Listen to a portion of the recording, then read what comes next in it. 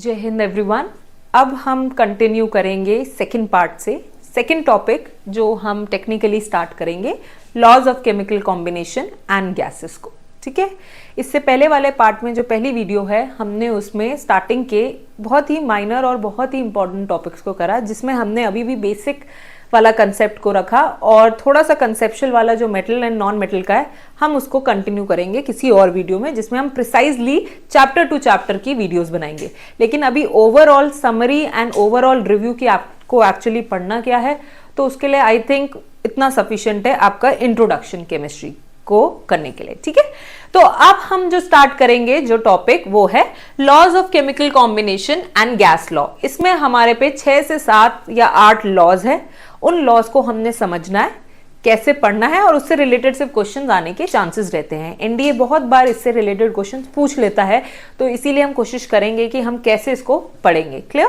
So let's come and without delaying let's continue with the topic. सबसे पहला law I think जो दुनिया में बहुत जेन्युइनली अप्लाई होता है, सबसे पहला law of conservation of mass. Law of conservation of मास क्या कहता है कि हमारे दुनिया में जो चीज एग्जिस्ट कर रही है और जो चीज हमें बनानी है ये कैसे कनेक्टेड है। लॉ ऑफ कंजर्वेशन ऑफ मास में आपके पास जब भी कोई एंटिटी है या कोई भी सब्सटेंस किसी वेट का एग्जिस्ट करता है, तो अगर आप उसको कोई रिएक्ट कराते हो या वो कुछ फॉर्म होता है, एनर्जी को ना ही आप डिस्ट्रॉय कर सकते हो ना ही आप एनर्जी को क्रिएट कर सकते हो। सिंपल वे में हम 9th-10th में पढ़ते थे, law of conservation of mass states that matter can neither be created nor it can be destroyed. तो एक बार आप देख लीजिए डेफिनेशन क्या लिखी हुई है। कंजर्वेशन ऑफ मास दिया था एंटनी लेवोसियर ने। भाई इसका नाम कैसे भूल सकते हैं हम। ठीक है, एंटनी लेवोसियर है। एंटनी लेवोसियर अगर आप बोला जाए, he is the father of chemistry.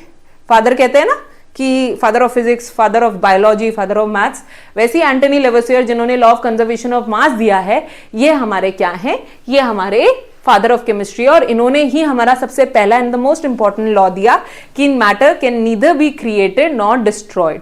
इसका मतलब अगर मैं फॉर एग्जाम्पल मैं बात करूं कि मेरे पास सी और ओ, बड़े सिंपल वे में कार्बन और ऑक्सीजन कार्बन डाइऑक्साइड देती है, और अगर मेरे पास वेट कार्बन का 12 ग्राम है और ऑक्सीजन का 2 × 16 दैट इज 32 ग्राम है, तो हमारा टोटल ये देखने को मिला कि जो हमारा वेट कार्बन डाइऑक्साइड का बन रहा था दैट वाज 44 ग्राम्स। राइट? इसका मतलब जो चीज हमारी इनिशियली जितनी प्रेजेंट थी, हमने उसी चीज से उतने ही अमाउंट ऑफ सब्सटेंस को बनाया। हम अपनी मर्जी से 12 और इसको ऐड करके 40 नहीं कर सकते, या हम इसको 50 नहीं कर सकते, यह हमारे बस में नहीं है। आप किसी भी मैटर को ना क्रिएट कर सकते हो ना डिस्ट्रॉय कर सकते हो। राइट? अगर आप किसी भी मैटर को क्रिएट करना शुरू कर देते तो आज हमारी बहुत सारी प्रॉब्लम्स है डे टू डे लाइफ की, पेट्रोल की, बहुत सारी चीजें, तो वो क्या हो जाती, ठीक हो जाती। लेकिन एनीवेज हमने पहला लॉ पढ़ना है, इसमें सिर्फ सिंपल सी चीज पढ़नी है, कंजर्वेशन ऑफ मास की बात। ठीक है, फॉर एग्जाम्पल मैंने आपको बता दिया, ये एग्जाम्पल मैंने आपको वाटर का यहां दे रखा है, मैंने आपको कार्बन डाइऑक्साइड के फॉर्म में बता दिया। क्लियर? आपको किसी भी चीज को नेचर में बैलेंस करने के लिए जो जितना आया है वो उतने ही अमाउंट में बनेगा या उतने ही अमाउंट में एग्जिस्ट करता है, उसे बोलते हैं लॉ ऑफ कंजर्वेशन ऑफ मास। दिया किसने था? एंटनी लेवोसियर ने। ठीक है, जो प्राउस्ट इसके बाद आएंगे, जे प्राउस्ट जो है उसका नाम। ठीक है, क्लियर? अब आते हैं सेकंड लॉ पे। ठीक है, लॉ ऑफ डेफिनेट प्रोपोजन। भाई ये बड़ा इंटरेस्टिंग सा प्रोपोजन है। आपको डेफिनेशन लर्न नहीं करनी, आपको डेफिनेशन की अंडरस्टैंडिंग करनी है। सबसे इंटरेस्टिंग और इजी पार्ट ये रहता है कि अगर आप लॉ को समझ जाओ तो एमसीक्यूज में यूज कर सकते हो। डेफिनेट प्रोपोजन क्या कहता है कि भाई अगर मैं किसी नदी में जाके पानी पी रही हूं तो उधर भी वाटर का फॉर्मूला H2O ही रहेगा। राइट? और अगर मैं कहीं पे क्या कहते हैं किसी सी के पास जाके पानी पी रही हूं तो वहां पे भी तो पानी H2O ही होगा। ये डिफरेंस हो सकता है कि कहीं एक प्योर है एक थोड़ा सा सॉल्टी वाटर है, लेकिन मैं ये नहीं बोलूंगी कि भाई ये वाला पानी तो बिल्कुल रिवर वाला मेरा तो बिल्कुल डिफरेंट है और ये वाला बिल्कुल डिफरेंट है। ऐसे नहीं है। आप नो मैटर आपका सोर्स कहां से है, आप कहां से वाटर के एक्सट्रैक्शन कर रहे हो, आपके पास जो स्टैंडर्ड फॉर्मूला जो डेफिनेट कॉम्पोजिशन है प्रोपोजन उसकी वही रहेगी। पानी की प्रोपोजन हमेशा H2O ही रहेगी। तो ये लॉ वो कहता है। क्लियर? तो हम यहां पे इस लॉ को क्या पढ़ेंगे? This law is also known as the law of constant proportion. The law of definite proportion states that in a chemical substance the elements are always present in a definite proportion by mass. ठीक है, water चाहे कहीं का भी हो, it will always be in a definite proportion. Clear? compo या कह सकते हैं constant composition इनको दिया था जे प्राउस्ट ने, जो मैं लॉ ऑफ कंजर्वेशन ऑफ मास में बोल रही थी, ये जे प्राउस्ट ने दिया था। ठीक है, अब आते हैं मल्टीपल प्रपोर्शंस। ठीक है, लॉ ऑफ मल्टीपल प्रपोर्शंस क्या कहता है? लॉ ऑफ मल्टीपल प्रपोर्शंस ये कहता है कि अगर कोई एक केमिकल किसी दो जगह पे दोबारा यूज हो रहा है, फॉर एग्जाम्पल आपके पास एक वाटर है और H2O2 है, आपके पास वाटर में भी हाइड्रोजन आता है और H2O2 हाइड्रोजन पर ऑक्साइड को कहते हैं, इसमें भी H2, ये दोनों केमिकल्स आ रहे हैं। तो ये लॉ ये कहता है कि अगर कोई भी सब्सटेंस किसी एक से ज्यादा मल्टीपल जगहों पे आ रहा है तो इनका एक सम को स्टैंडर्ड रख के, जैसे हमने हाइड्रोजन को लेट्स से 2 हाइड्रोजन को रेशियो क्या कर दिया 2 रख दिया, तो दूसरे वाले का जो रेशियो होगा वो हमेशा सिंपलेस्ट या कह सकते हैं होल नंबर रेशियो होगा। राइट? कभी भी ऐसा नहीं होगा कि अगर आपने किसी एक कॉमन टर्म जो दोनों में आ रही है, अगर आपने इसे कॉमन रखा है तो दूसरा वाला जो दोनों टर्म है वो आपके पॉइंट में आ जाए कि भाई यहाँ पे अगर जब आप कैंसिल करो तो भाई ये क्या कहते हैं कुछ पॉइंट्स में आए या कुछ, हमेशा हमेशा सिंपल नंबर रेशियो ही एग्जिस्ट करना चाहिए, कोई 1.8 या 1.9 डेसिमल नहीं होना चाहिए। तो this is what law of definite proportions. ठीक है, हम कहते हैं this law, sorry multiple proportions, this law of multiple proportion states that if the elements combine to form 2 or more compounds, then the mass of the elements in the compounds are in the ratio of small number. Clear? यहां पे सिर्फ ये याद रखना है कि अगर एक फॉर एग्जाम्पल आप देखिए अमोनिया है, ठीक है, और अगर मैं हाइड्रोजीन ले लूं NH2 यहां पे अगर रेशियो में इसको अमोनिया को फिक्स कर दूं तो इधर हाइड्रोजन का रेशियो 3:4 आ जाएगा। राइट? तो मतलब यहां पे ये बोलने की बात है कि पॉइंट जो रेशियो आता है हमेशा दूसरे सब्सटेंस का एक को फिक्स रख के वो हमेशा होल नंबर रेशियो में आना चाहिए। क्लियर? तो ये है हमारा थर्ड लॉ। नेक्स्ट लॉ में आते हैं, एक लॉ जो हम इसके बाद पढ़ेंगे, एक बहुत इंपॉर्टेंट लॉ है, उससे छोटा एक क्वेश्चन आने के चांसेस रहते हैं, लॉ ऑफ रेसिप्रोकल प्रपोर्शन। तो हम सबसे पहले उस लॉ को पढ़ेंगे कि exactly law of reciprocal proportion क्या कहता है। यहां पे इसकी प्रॉपर डेफिनेशन नहीं दी गई है, लेकिन आपके सुपर साइंस में इसको क्लियरली और बहुत अच्छे से मेंशन कर रखा है। थर्ड लॉ दे रखा है, सॉरी फोर्थ लॉ दे रखा है, law of reciprocal proportion Richter ने दिया था, तो हम इसको पढ़ेंगे कि एग्जैक्टली कहता क्या है। बहुत आसान है। क्या बोलता है कि कभी कोई कॉमन एलिमेंट, अगर 3 एलिमेंट्स हैं, मतलब कोई कंपाउंड है और उसमें अगर 2 एलिमेंट किसी तीसरे एलिमेंट के कॉमन फैक्टर में आ रहे हैं, तो हमेशा पहले और दूसरे एलिमेंट का जो तीसरा एलिमेंट बना है वो उसका रेसिप्रोकल होगा। ऐसे समझ नहीं आएगा, थोड़ा सा एग्जाम्पल करते हैं। फॉर एग्जाम्पल मेरे पे कार्बन, हाइड्रोजन एंड ऑक्सीजन है। ठीक है, अगर मैं कार्बन और हाइड्रोजन से मीथेन बना दूं, C और O से CO2 बना दूं एंड H2O से HNO से वाटर बना दूं, तो वो ये कहता है कि जब भी हमारे पे ऐसे एलिमेंट जो 3 एलिमेंट्स हैं उनमें से अगर कोई ना कोई एक कॉमन एलिमेंट किसी फर्स्ट या थर्ड एलिमेंट के क्या आ रहा है, सिमिलर आ रहा है, तो पहले दूसरे का जो रेशियो होता है वो दूसरे तीसरे एलिमेंट के रेशियो के बराबर होता है। कैसे? फॉर एग्जाम्पल हमें पता है कि कार्बन हाइड्रोजन के साथ 12 और 4 है, ठीक है, और यहां कार्बन 12 के साथ कितना है, 16 इंटू 2 32 ग्राम्स। क्लियर? यहां पे हम कार्बन और कार्बन को क्या कर देते हैं, फिक्स। मैंने ये 12 और ये 12 को फिक्स कर दिया। क्लियर? तो हम देखते हैं कि जो हमारे बचे हुए रेशियो हैं, इसका 12 ग्राम के साथ 4 और 12 के साथ 32 में, तो हम देखते हैं 4 और 32 का रेशियो दैट इज 1:8। अब बोलता है ये लॉ कि जैसे ही 1:8 अगर आ रहा है तो वो वाटर का क्या कहते हैं, रेशियो होता है। आप देख सकते हैं क्लियरली वाटर कितना है, H2O, सो 2 ग्राम कितना दे रहा है, 16 ग्राम ऑक्सीजन के, तो इसलिए यहां पे हम देखते हैं 1 ग्राम कितना दे रहा है, 8, तो रेशियो कितना आ रहा है, 2 और इसका 1 और 8 1:8। क्या ये इसके सिमिलर आ रहा है? तो यही ये लॉ कहता है। मैं एक बार आपके लिए लॉ पढ़ लेती हूं। ये जो लॉ है ये कहता है कि जब दो different elements combine separately with the same weight of a third element, the ratio in which they do so is in the whole number ratio. आप देख सकते हैं ऐसे होल नंबर रेशियो में करते हैं जो कि थर्ड वाले के बिल्कुल सेम आता है, 1:8। तो यहां पे हमारा जो थर्ड लॉ है मतलब रेसिप्रोकल का, वो हमने खत्म कर लिया। तो ऑल टोटल जो हमारे सिमिलर लॉज जो एक साथ पढ़ने हैं वो है law of conservation of mass, law of definite proportion. कहीं पे डेफिनेट प्रपोर्शन नहीं लिखा है और डेफिनेट कांस्टेंट कॉम्पोजिशन लिखाया वो भी चलेगा। फिर हमने पढ़ा law of multiple proportions and last law of reciprocal proportions. अब पढ़ने हैं हमने दो लॉ जो कॉम्बिनेशन में पढ़ने हैं, गे-लुसाक्स law and Avogadro's law.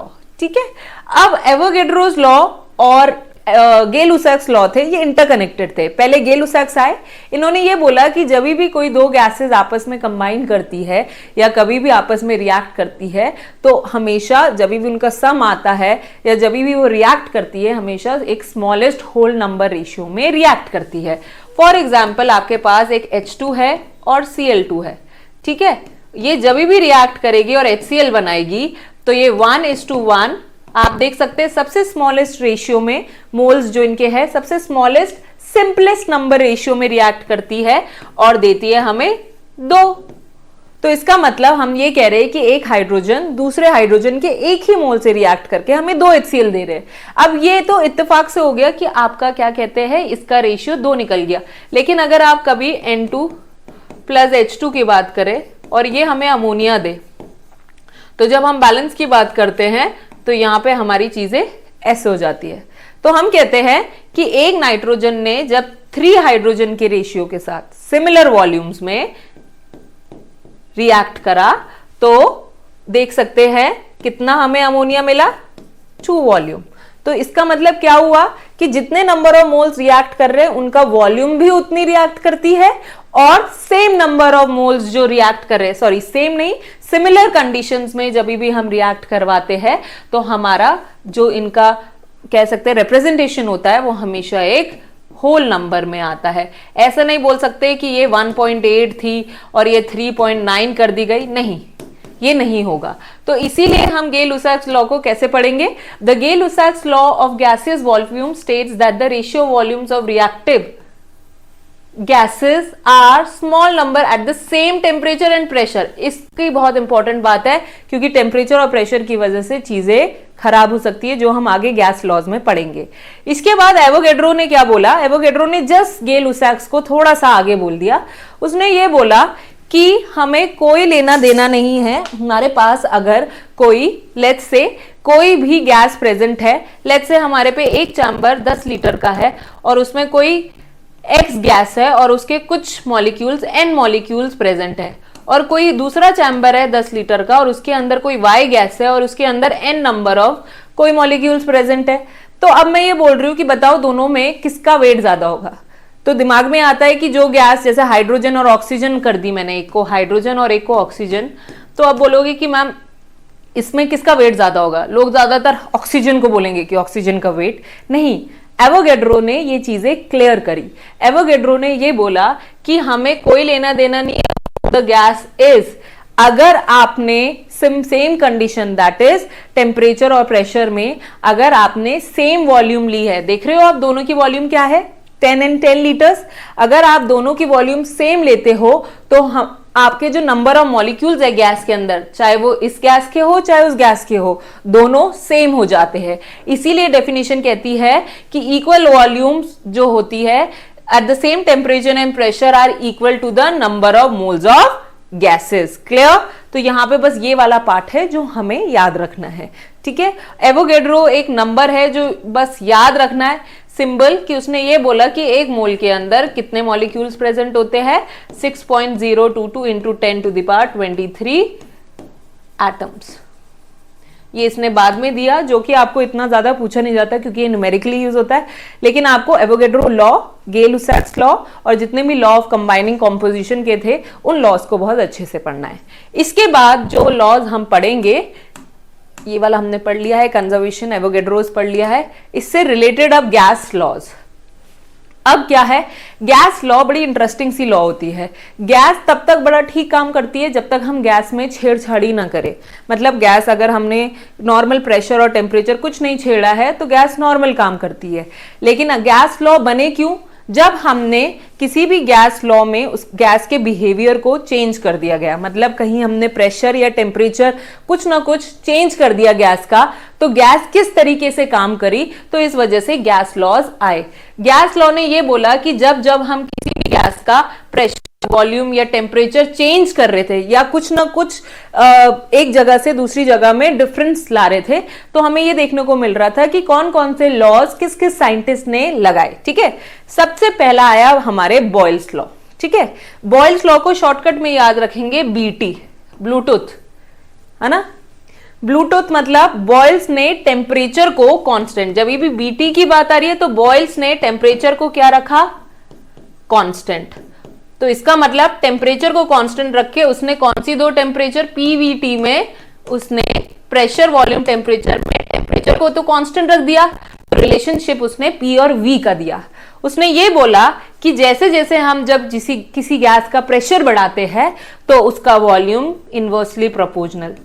Common सी बात है, किसी भी गैस को अगर आप फोर्स दोगे, प्रेशराइज करोगे किसी स्पेसिफिक एरिया में, तो क्या हो जाएगा, उसकी वॉल्यूम कम होती जाएगी कि नहीं होती जाएगी। तो यही चीज बॉयल्स ने बोली कि जैसे जैसे हम किसी कांस्टेंट टेम्परेचर पे, टेम्परेचर नहीं छेड़ना है, टेम्परेचर को कांस्टेंट रखना है, तो कांस्टेंट टेम्परेचर में जब भी हम प्रेशर किसी गैस को देते हैं, बहुत ज्यादा प्रेशराइज कर रहे हैं, मतलब फोर्स कर रहे हैं उसे, तो वो गैस के मॉलिक्यूल्स क्या होने लग जाएंगे, पास पास आने लग जाएंगे, एक साथ होने लग जाएंगे, तो वॉल्यूम अपने आप ही क्या होती जाएगी, घटती जाएगी। तो इसीलिए बॉयल्स लॉ ने इसके लिए क्या दिया, ये वाला प्रेशर दिया। इसका बेस्ट एग्जाम्पल अगर आप देखो तो आपको ये पता है कि जैसे जैसे हम हाई ऑल्टीट्यूड्स में जाते हैं तो हमारा प्रेशर क्या होता जाता है, कम होता जाता है।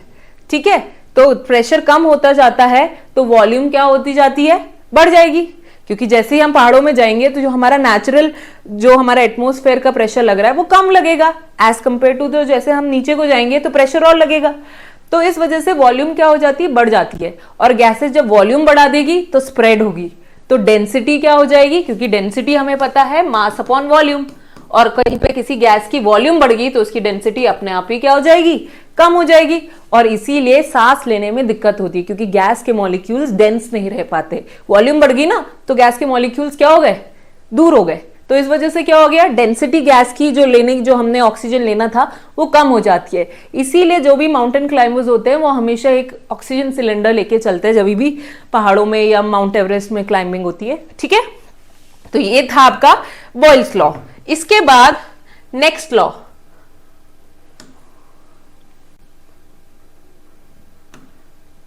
Charles law. चार्ल्स लॉ ने भी सेम लॉ बॉयल्स की तरह दिया, लेकिन इस बार उसने पीवीटी में, सबसे पहले तो यहां पे याद रखना है आपको सीपी, कनॉट प्लेस नहीं, सीपी चार्ल्स का प्रेशर के साथ, तो पीवीटी में उसने पी को कांस्टेंट रखा और वॉल्यूम और टेम्परेचर के लिए क्या बोला, कंसेप्ट दिया। तो उसने ये बोला कि किसी भी गैस का अगर आप क्या कहते हो, टेम्परेचर बढ़ाते हो तो उसका वॉल्यूम ऑटोमेटिकली क्या हो जाएगी, बढ़ जाएगी। सिंपल सी चीज है, किसी भी गैस को अगर आप टेम्परेचर हीट दोगे तो उसके मॉलिक्यूल्स क्या हो जाएंगे, मूव करना स्टार्ट हो जाएंगे, काइनेटिक एनर्जी बढ़ जाएगी, स्प्रेड होंगे, तो एक जगह पे आना शुरू होंगे नहीं। तो इसीलिए यहां पे चार्ल्स ने ये बोला कि प्रेशर कांस्टेंट होने पे वॉल्यूम जो है हमेशा टेम्परेचर की क्या हो जाती है, टेम्परेचर के साथ वॉल्यूम हमेशा बढ़ जाती है। यही रीजन है कि जब खाना गर्म होता है तो गैसेस की वॉल्यूम बढ़ने की वजह से वो स्प्रेड हो जाती है। ठीक है, और जल्दी स्मेल होता है हॉट खाना एज कंपेयर टू कोल्ड खाना। ठीक है, और दूसरी चीज, हॉट एयर बलून देखे आपने, जब भी बैठते हो उस बलून में तो आग जलती है, तो वो आग की जो गैस है वो क्या टेम्परेचर देते हो तो बलून क्या हो जाता है, स्प्रेड होने लग जाता है, क्योंकि वॉल्यूम बढ़ रही है गैस की, जिसकी वजह से क्या हो जाता है, बलून मूव करने लग जाता है। एक बार एक इंसिडेंट हुआ था, आई थिंक कहीं किसी कंट्री में, जहां पे ये बलून की फायर ही खत्म हो गई थी, जिसकी वजह से they fell down and unfortunately accident हो गया था। लेकिन वही चीज है कि अगर आप टेम्परेचर बढ़ाओगे तो वॉल्यूम आपकी इंक्रीज होगी। क्लियर? तो यहां पे हमने इंपॉर्टेंट लॉज पढ़ लिए, Charles law, Boyle's law, gases के ये दो लॉ है। इसके बाद एक डाल्टन का प्रेशर आता है, एक डाल्टन का पार्शियल प्रेशर का एक बड़ा इंटरेस्टिंग सा छोटा सा लॉ है, ज्यादा पढ़ना नहीं है। डाल्टन ने क्या बोला कि लेट्स से मेरे पे कोई एक गैस है जो ए में है, एक गैस है जो बी में प्रेजेंट है, और एक गैस है जो सी कंटेनर में प्रेजेंट है। मतलब ये 3 कंटेनर्स है और इसमें मैंने गैस रखी है। तो उसने इस गैस का प्रेशर भी देखा, इस गैस के अंदर इसका प्रेशर भी देख लिया, और इस गैस में इसका भी देख लिया इस कंटेनर में। लेकिन अब उसने बोला कि मैं सारी गैसेस को मिक्स कर देता हूं। अब मुझे बताइए कि अब जब मिक्स करके क्या वो गैस उतना ही प्रेशर एक्सर्ट करेंगी? चाहे कम करेंगी, ज्यादा करेंगी, वो अलग बात है, लेकिन कितना करेंगी? तो वेरी तो करेगा। तो उसने ये बोला कि जब भी हम इन तीनों चैम्बर्स को मिक्स करके गैसेस का मिक्सचर कर देते हैं तो sum of all the pressure, partial pressure क्या हो जाता है?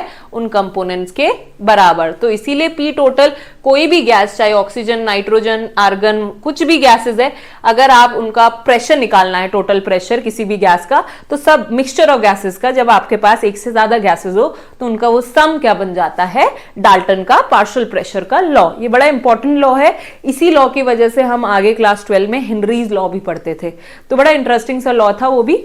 तो एनीवेज ये डाल्टन का पार्शियल लॉ ऑफ प्रेशर भी आपको क्लियरली पढ़ना है, ठीक है। बस इतना ही आपको इसमें एग्जैक्टली पढ़ना है। अब एक गैस आती है, एक छोटा सा वर्ड होता है, कीवर्ड्स पढ़ेंगे यहां पे। पहले इस लॉ के पहले लॉ को, इस क्वेश्चन को ना देके एक छोटा सा पॉइंट देखेंगे, आइडियल सोल्यूशन, या आइडियल, सॉरी सोल्यूशन लिख दिया, ये 12th आ गया यहाँ आपके लिए, तो गैस है अभी, क्यों? Ideal gas. आइडियल गैस क्या होती है? आइडियल गैस वो गैस होती है जो हर प्रेशर, टेम्परेचर या वॉल्यूम पे क्या करती है? सारे लॉज को फॉलो करती है। इट ओबेज बॉयल्स लॉ भी, चार्ल्स लॉ भी, एवोगैड्रोस लॉ भी, at all conditions of temperature and pressure, जो कि आई थिंक पॉसिबल नहीं है, क्योंकि जो बंदा अगर वॉल्यूम को दे रहा है तो एवोगैड्रोस लॉ कह रहा है प्रेशर के लिए दे रहा है। तो आइडियल गैस एक तरीके से हाइपोथेटिकल है, लेकिन कभी एग्जाम में या एनडीए में क्वेश्चन आ जाए कि व्हाट आर दी conditions या characteristics of an ideal gas, any gas which follows Charles law, Boyle's law, Avogadro's law, gas laws को follow करता है, उसे ideal gas कहते हैं। क्लियर? तो यहां पे हमने इस चैप्टर को क्या कर दिया? कंपाइल कर दिया। अब हम इस चैप्टर को करेंगे एमसीक्यूज के फॉर्म में, जिससे हमारा थोड़ा रिवीजन हो जाए। बड़े बेसिक एमसीक्यूज है। स्टार्टिंग मैंने 5-6 क्वेश्चन की सिर्फ बेसिक से स्टार्ट करी, जिससे थोड़ा कॉन्फिडेंस बिल्टअप हो। इसके बाद जब हम सुपर सीरीज की बाद की कोई क्लासेस करेंगे तो उसमें हम properly questions, at least maximum to maximum questions cover करने की कोशिश करेंगे।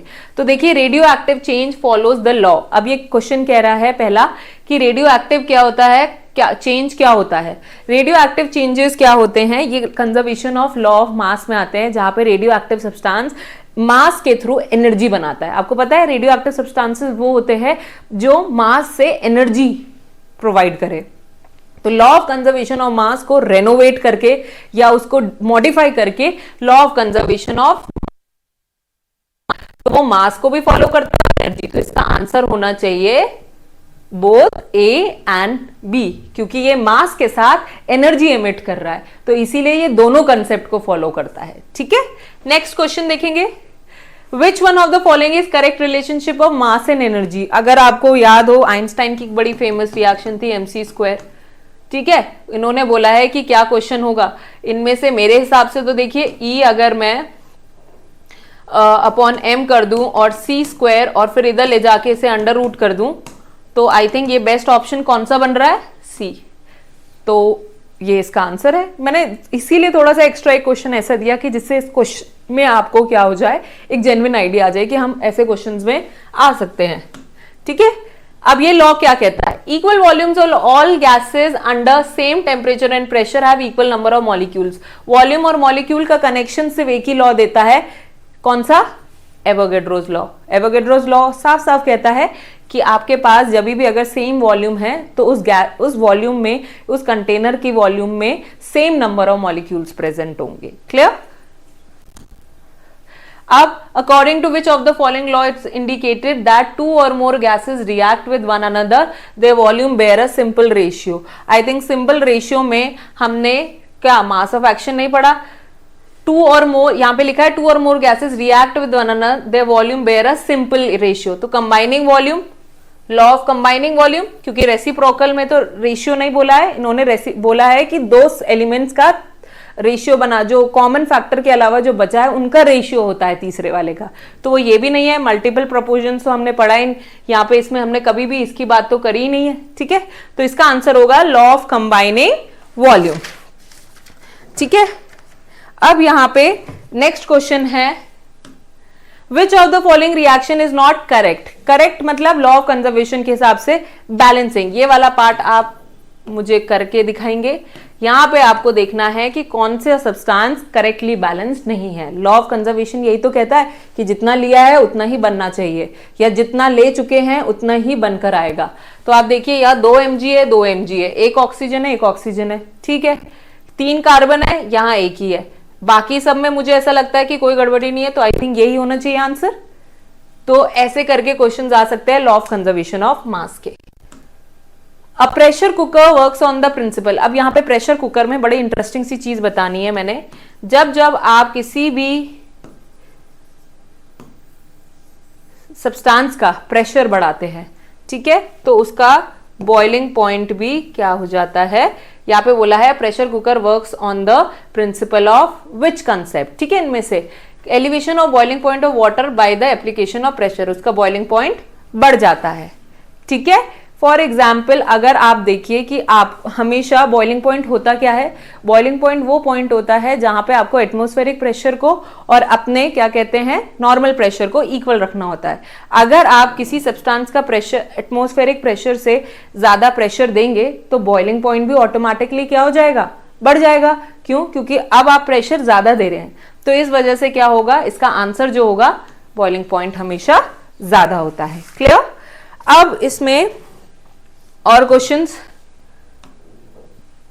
Ammonia NH3 obtained from different sources always has same proportion of nitrogen and hydrogen. It proves the validity of the law. बताइए, अगर मैं इस वाले क्वेश्चन की बात करूं तो इस क्वेश्चन में आपको क्या दिखाई दे रहा है कि इसमें अमोनिया जो है किस लॉ की बात करेगी।